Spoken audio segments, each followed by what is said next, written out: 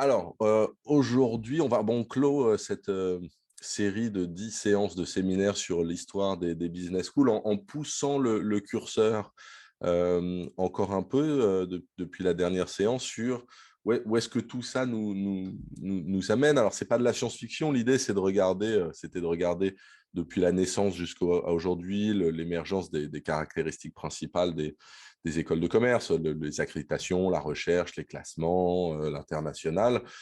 Et donc ça nous donne non pas un état, mais des progressions, une tendance. Et donc, qu'est-ce qui se passe si on les pousse un petit peu plus loin? Alors, la dernière fois, on a parlé notamment de la manière dont le Covid avait perturbé tout ça. Pour cette dernière séance, je voudrais pousser le curseur encore un peu plus loin et voir ce que des gens qui ont réfléchi aux écoles de commerce, à leurs limites, à leurs défis et aux défis de demain, hein, puisqu'on a aussi parlé dans la dernière séance des nouveaux modèles d'organisation qui vont appeler des nouveaux enseignements pour être pertinents. Comment est-ce que certains ont pensé l'avenir par rapport à ça?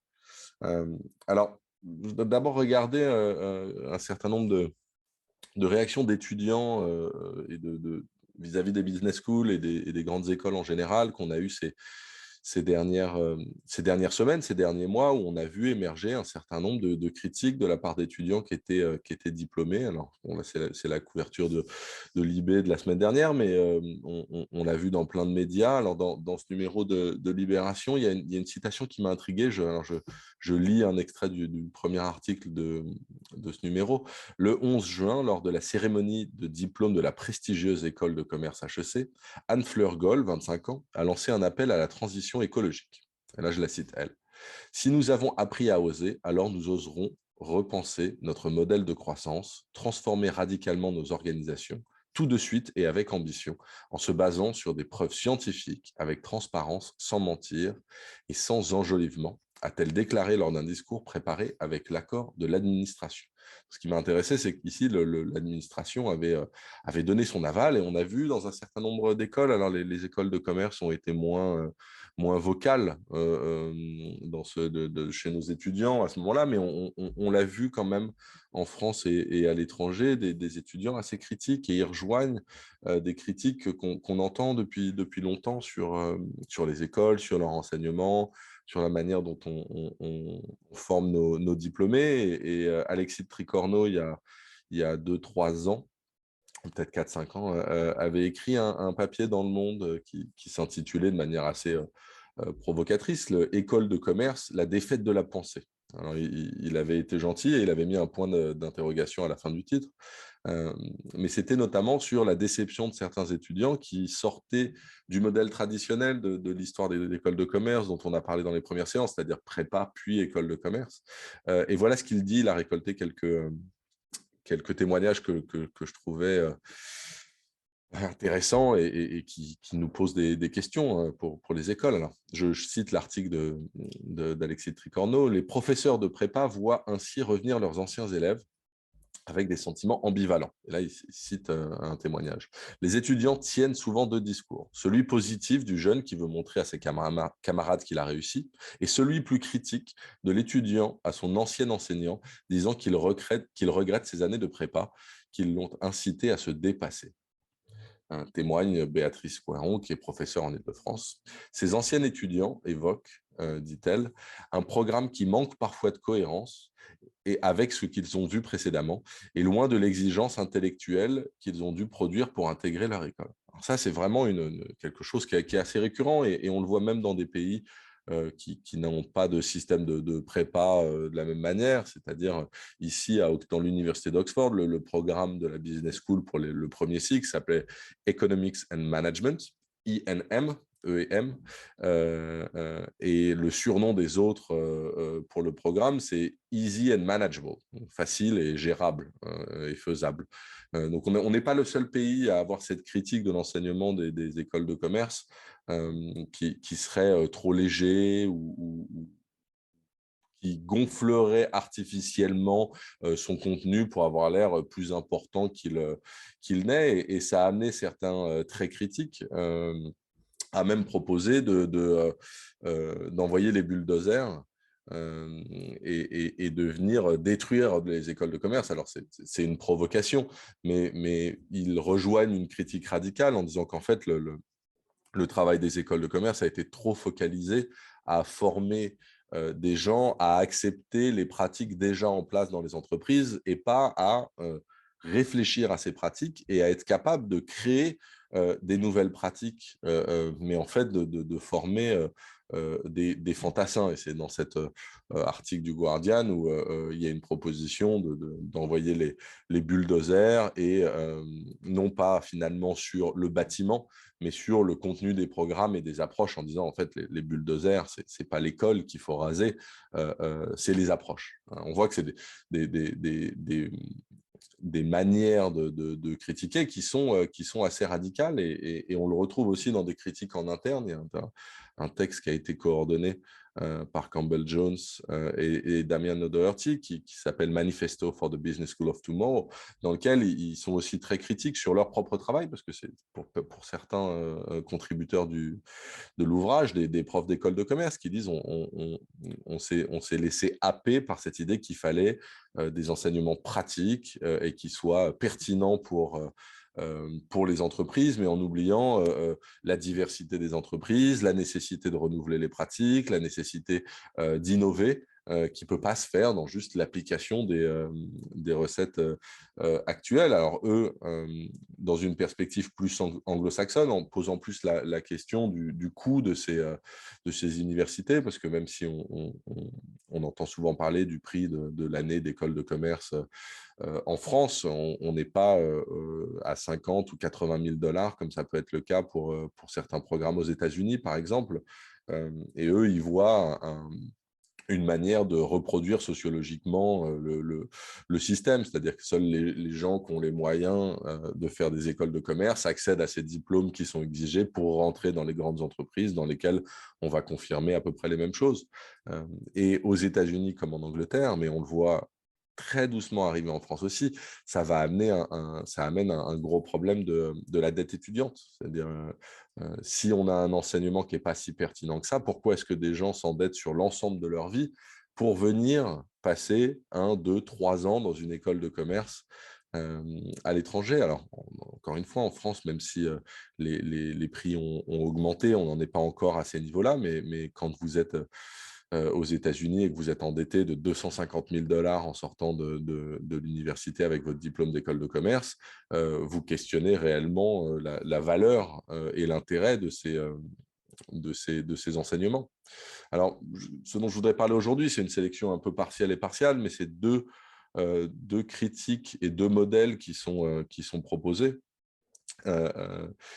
Un qui est plutôt porté sur ce que je vais appeler la dissolution des écoles de commerce par Peter Lawrence, et un autre qui, à mon avis, porte une critique plus radicale et plus constructive, qui est un ouvrage de Martin Parker qui s'appelle Shut Down the Business School. Mais d'abord, Peter Lawrence, alors, bon, je le dis, je n'avais pas d'a priori en découvrant son ouvrage, mais en le lisant, j'ai eu un grand sentiment d'inquiétude, donc je vais être forcément assez critique. Peter Lawrence propose une adhésion pleine et entière à, à la société actuelle, c'est-à-dire lui, il voit 3 valeurs centrales dans les entreprises et dans la société, qui sont la flexibilité, l'adaptabilité et la rapidité. On est dans ce qu'un sociologue comme Zygmunt Bauman appellerait la modernité liquide, c'est-à-dire que tout doit être en permanence prêt à changer, prêt à s'adapter. Et donc, lui appelle à une réinvention complète des écoles de commerce pour qu'elles soient dans une espèce d'innovation permanente. Alors, pour ça, il faut alléger complètement les structures administratives et changer radicalement le profil des enseignants-chercheurs de la faculté. Lui, il veut faire rentrer des consultants, des dirigeants d'entreprise, des praticiens pour former les étudiants à être prêts à aller travailler en entreprise.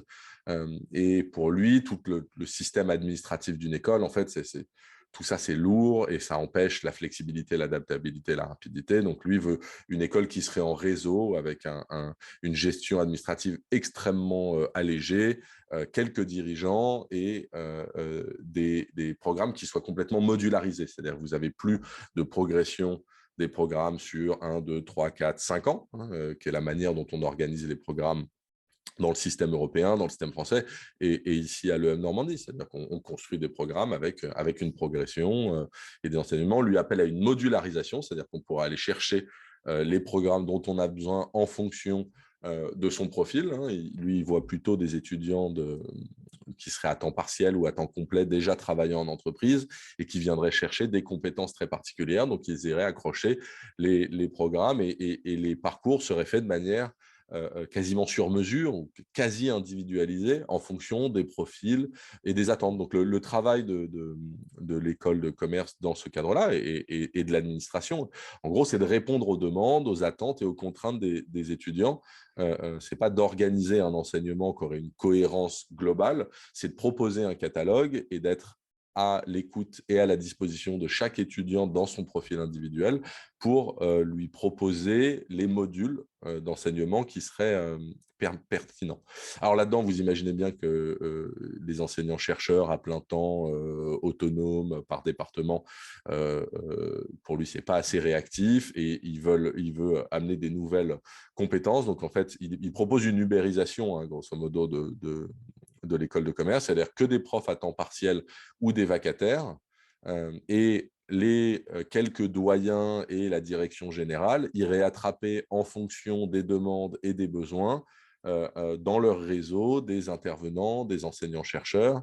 Il n'y aurait pas de département, parce que pour lui, les départements, c'est trop focalisé sur la représentation des besoins de la faculté. Donc, il préfère avoir des spécialistes de certaines questions qui sauront aller chercher les intervenants, et il va même jusqu'à dire qu'après quelques années où un académique viendrait enseigner quelque chose, il faudrait le mettre de côté pour prendre quelqu'un d'autre pour s'assurer d'avoir un renouvellement continu des approches, des connaissances et des objets de recherche. Donc en fait, l'idée d'un chercheur spécialisé sur un sujet, lui, ça ne l'intéresse pas. Ce qu'il veut, c'est des chercheurs, des experts, des consultants qu'on vient faire intervenir en fonction des besoins. Et en fait, les professeurs seraient plus des enseignants-chercheurs, mais des espèces de chefs d'orchestre qui sauraient quel consultant appeler, quel dirigeant appeler, quel manager appeler pour venir parler de tel ou tel sujet. Donc, en fait, la recherche a plus d'existence dans ce cadre-là. Et ce que dit Lorenz, c'est que s'il y en a besoin, en fait, on peut faire venir des gens qui viennent d'institutions qui font de la recherche. Alors, ce modèle, il a plusieurs problèmes. C'est d'abord, il n'y a plus de distance critique entre l'existant, la demande des étudiants et ce que l'école de commerce fournit. Donc, elle sort complètement d'un projet d'éducation ou de l'université. C'est un lieu extrêmement précaire. Il le présente sous des angles positifs, mais si vous parlez à des vacataires qui n'ont pas de poste permanent en école de commerce, c'est des gens qui sont plus précarisés qu'autre chose. Alors, ce n'est pas les plus précaires de la société, mais ça reste des gens qui ne savent pas toujours s'ils vont avoir suffisamment d'heures le prochain trimestre, la prochaine année. Et surtout, ce que lui se propose de faire, en gros, c'est de demander aux universités de former et d'avoir des enseignants-chercheurs qui font leurs recherches. Et en fait, quand lui, il en a besoin dans son institution, il vient les chercher et il vient les rémunérer. Donc, il laisse à la société le soin de payer la recherche en général et il ne fera que payer l'enseignant-chercheur individuellement à ce moment-là. Donc, ça fait sortir de l'université énormément de création de valeur parce que derrière, les formations sont vendues à souvent sous des programmes MBA, sont vendues à des professionnels et des praticiens qui, eux, payent cher. Donc, en fait, la différence de valeur, elle est encaissée par l'institution, mais ça reste l'université qui doit financer la recherche. Détecteur de mouvement dans mon bureau. Donc, il propose quelque chose qui est tellement sur mesure qu'il n'y a plus aucun recul et il n'envisage pas la possibilité que les étudiants, les professionnels qui viennent se former, les entreprises, peut-être eux-mêmes ignorent en partie ce dont ils ont besoin. Là, on est vraiment dans une version clientéliste poussée à l'extrême. Je pense que la critique de Martin Parker dans son bouquin de 2018, Shut Down the Business School, est plus intéressante. Alors, il est extrêmement critique, hein, c'est-à-dire que il examine un paradoxe qui est que les écoles de commerce aujourd'hui sont à la fois totalement légitimes et centrales, hein, peu de gens contestent la légitimité des écoles de commerce. Lui est en Angleterre, mais en France, aux États-Unis, en Allemagne, en Italie, enfin, les écoles de commerce sont centrales, elles sont légitimes, mais en même temps, elles sont extrêmement, elles sont critiquées, régulièrement attaquées. On les accuse d'être corrompus, d'être complices d'un capitalisme financier court-termiste, d'être producteurs de fraude, de scandales à répétition, d'être complices dans tous les maux du système. Euh, et pourtant, alors, presque partout, lui parle depuis l'Angleterre, alors, les écoles de commerce font partie des universités. Vous vous rappelez que dans une des séances précédentes, on a vu que dans la plupart des pays, les écoles de commerce sont à l'intérieur des universités, dans la plupart des cas, et que la France, ça on l'a vu dans les toutes premières séances, a une histoire un peu particulière où les écoles de commerce sont en dehors, à l'exception des IAE, mais qui sont aussi satellites des universités. Et alors, la question de Martin Parker, c'est de dire pourquoi est-ce qu'on continue d'accepter, si on formule la critique que les écoles de commerce sont complices d'un certain nombre de maux du marché économique et du monde du travail. Pourquoi est-ce qu'on accepte qu'elle continue de cette manière-là et pourquoi est-ce qu'on n'est pas plus exigeant en demandant aux anciens étudiants, mais aussi aux professeurs et aux business schools elles-mêmes, des comptes en leur disant qu'est-ce que vous faites, comment vous le faites et pourquoi vous ne le faites pas différemment. Ce que dit Martin Parker dans sa critique, qui est aussi un diagnostic, c'est-à-dire que le problème vient du fait que quasiment tout l'enseignement des business schools se fait autour de deux grands modèles d'organisation. La grande entreprise cotée en bourse et la start-up. C'est-à-dire que quand on parle de management, quand on parle de structure organisationnelle, quand on parle de RH, quand on parle de finance, quand on parle de comptabilité, on a tendance à se focaliser sur ces deux grands modèles d'organisation. Et encore, la plupart du temps, on se focalise sur la grande entreprise cotée en bourse.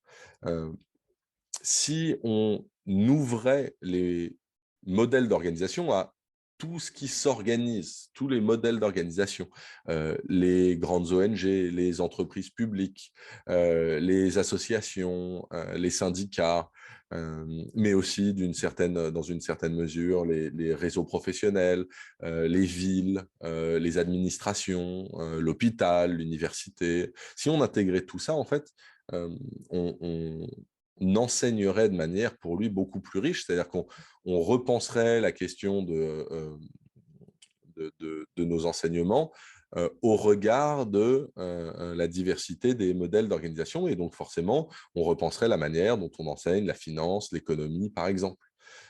Lui déplore que pour l'instant les critiques des écoles de commerce se traduisent surtout, on en a déjà parlé la dernière fois, par l'émergence de thématiques comme la RSE ou des électifs d'éthique ou de gestion de la diversité. Mais pour lui, ça ne suffit pas et il faut repenser la place des ESC, des écoles de commerce dans le système. Et il faut repenser chacun des enseignements pour les repenser à l'aune de leurs propres présupposés. En fait, il examine un certain nombre de programmes d'école de commerce et il montre comment est-ce que tout ça est ancré principalement dans ce qu'il appelle le managérialisme des marchés financiers. En gros, c'est basé sur les hypothèses soit que une organisation, ça doit être managé par une personne qui en est qui en incarne la direction et que les marchés sont les espaces sur lesquels les entreprises, les organisations et éventuellement les clients échangent. Et lui appelle à ce qu'on élargisse un peu ces visions-là, et c'est pour ça qu'il appelle à ce que les bulldozers arrivent sur les campus, pour dire qu'il faut arrêter d'enseigner, par exemple, face au réchauffement climatique ou aux grands problèmes de la société, que la solution viendra toujours d'entrepreneurs charismatiques qui vont fonder des entreprises sociales qui rendront le monde meilleur. Il dénonce cette idéologie où des fois sans le vouloir et des fois explicitement, les enseignements d'écoles de commerce encouragent à des pratiques frauduleuses, douteuses ou immorales. Donc, il appelle par exemple, il dit qu'il faut repenser l'enseignement de la fiscalité et de la finance pour ne pas encourager, directement ou indirectement, à l'évasion fiscale.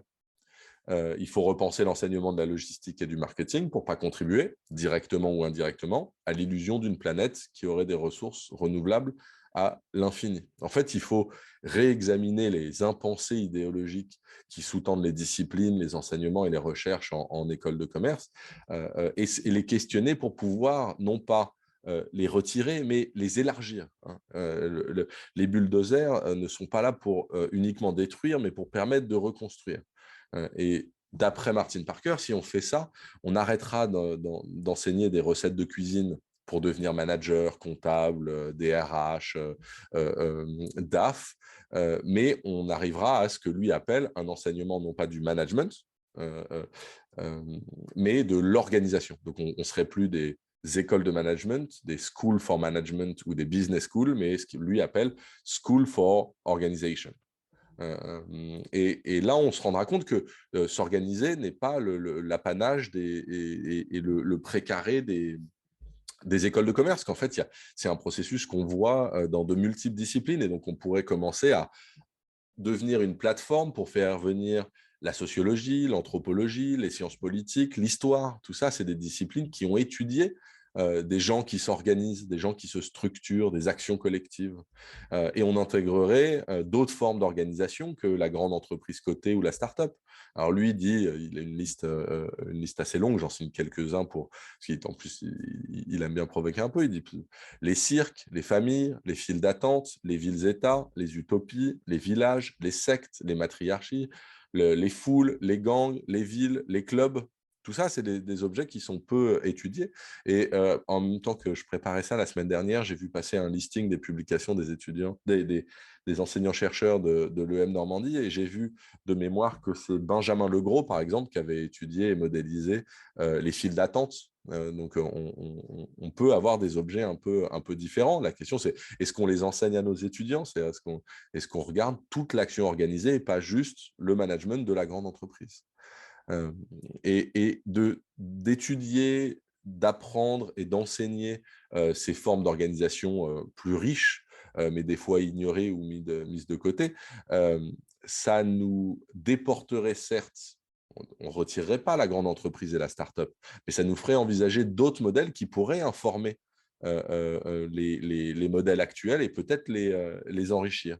Puis ça pourrait nous permettre aussi d'aborder des choses qu'on n'apporte pas ou peu en école de commerce, mais qui sont absolument centrales dans le système capitaliste actuel. Et là, je ne parle pas de critique politique, mais d'éléments factuels. On sait aujourd'hui que le travail des enfants est absolument indispensable dans la production mondialisée, quasiment quel que soit le produit.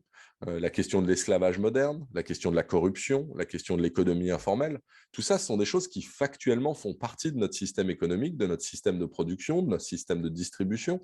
Et pourtant, on fait comme si ça n'existait pas en école de commerce. Or, si on envoie des étudiants faire du commerce international avec certains pays dans le monde, on sait qu'ils vont être confrontés à la corruption. Donc, d'un point de vue purement pragmatique, il ne s'agit pas d'attaquer les entreprises sous l'angle de la corruption, mais de parler de la corruption en école de commerce parce que ce sont des phénomènes auxquels nos étudiants vont être confrontés. Pareil pour le travail des enfants. Il n'y a quasiment pas une seule industrie qui n'y soit pas confrontée dès qu'elle est sur des chaînes globales de valeur, dès qu'elles sont un peu mondialisées, globalisées. Or, ça n'est pas quelque chose qu'on aborde directement et explicitement. Ça nous permettrait aussi de réintégrer, en élargissant nos enseignements, des phénomènes dont les conséquences sont directes, en lien direct avec les activités des entreprises pour lesquelles nous formons des étudiants. La question du réchauffement climatique, la question de la montée des inégalités, la question de l'évasion fiscale, la question de la montée des populismes, tout ça, ce sont des phénomènes qui sont liés de près ou de loin à l'activité des entreprises. Et encore une fois, il ne s'agit pas de les mentionner pour attaquer les entreprises, mais de s'y intéresser parce que nos étudiants ils seront confrontés une fois qu'ils sortiront des écoles. Et à ce moment-là, pour Martin Parker, on aurait des écoles qui seraient plus des business schools, mais des écoles d'organisation qui permettraient d'être des plateformes, des lieux de convergence avec des gens en plus qui auraient des profils différents. On aurait des futurs managers et des futurs entrepreneurs, comme on en forme déjà, mais des entrepreneurs qui pourraient être aussi porteurs de projets qui ne sont pas que des entreprises. On pourrait aussi former des futurs responsables d'ONG, des futurs responsables d'associations. On pourrait former des délégués et des représentants syndicaux. Aujourd'hui, ça ferait sourire à l'idée que les écoles de commerce françaises forment les futurs représentants syndicaux, mais il n'y a pas de raison qu'une école d'organisation puisse pas aussi contribuer à la formation des coordinateurs et des travailleurs de coopératives de production, de SCOP, qui est un secteur qui explose en France, avec des chiffres d'affaires de plus en plus élevés, et on ne propose pas de formation pour ces coordinateurs-là et ces managers-là. On pourrait aussi penser à des responsables politiques locaux qui sont en charge de projets, qui d'un coup doivent gérer la question de l'endettement, la question de la gestion de projet, sans avoir été forcément formés. On pourrait être ces lieux de formation-là. Alors, ça nous amènerait forcément à réévaluer la manière dont on enseigne l'économie, la finance ou la comptabilité, puisque d'un coup, on serait obligé de mettre ces outils au service d'une diversité de profils et d'une diversité de modèles d'organisation.